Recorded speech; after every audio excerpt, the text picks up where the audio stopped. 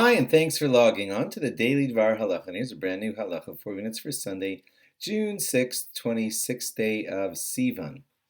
Today I want to talk to you about the halacha about not disturbing other people while they're saying their Shmoneh Esrai. If someone is in the middle of saying Shmoneh Esrai and you walk very close to where they are, it's quite certain that you will distract them. And therefore Chazal tell us to not walk directly in front of someone or directly behind someone, or directly to the sides of someone that is in the middle of saying Shmoneh Esrai. And that usually, there's many details to this halacha, but the general idea is that most of this is a problem within Daled Amos, which means 4 cubits. You know that. That cubit is from your elbow till the tip of your fingers. It's about 6 to 8 feet. So you shouldn't come within 6 to 8 feet of someone who's in the middle of saying Shmoneh Esrai. Now, where this sometimes becomes very important is when you're standing in front of someone who's saying Shmoneh Esrai, and you're saying Shmoneh Esrai, and you finish a little bit before him. Now, you want to step back, but when you step back, you're going to be stepping directly into his orb, if I could use that word. You're going to be stepping right into his area, and you're going to be distracting him, especially if you'll certainly come into within 6 to 8 feet of him when you step back. So the really appropriate thing to do, halachically, is to take a quick look behind you before you step back at the end of your Shmoneh Esrai and make sure that you won't be stepping into someone else's area while he's still saying Shmoneh Esrai.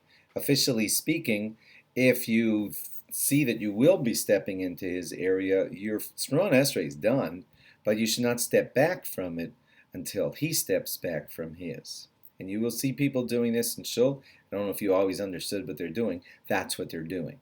And you should do that too so that you don't disturb the person behind you.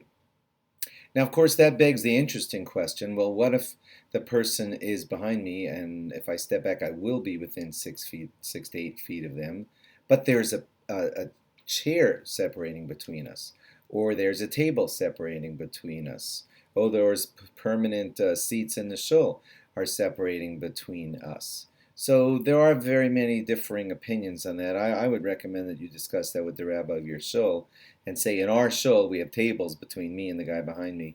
Can I take a step back and come into his area because I'm sort of not in his area because there's a table dividing between the two of us. So you should check that with your rabbi on the status of, the dividers that are between you and the person behind you in your shul. But certainly if there are no dividers, you should be careful not to be stepping into his area. And if there are dividers, again, discuss it with your rabbi and say, Rabbi, how should we do in our shul? We have these permanent chair dividers between us. May I step back from my Shmoneh Esrai, or is that still considered an interruption to his Shmoneh Esrai? Check with your rabbi because all the shuls are built a little bit different and all the rabbis decide a little bit differently on that particular angle of our question. Thanks for logging on, and log on again tomorrow. Very early warning for you that it's going to be Rosh Chodesh on Thursday and Friday. That'll be Rosh Chodesh Tammuz. Yep, I'll remind you as we get closer. Bye-bye.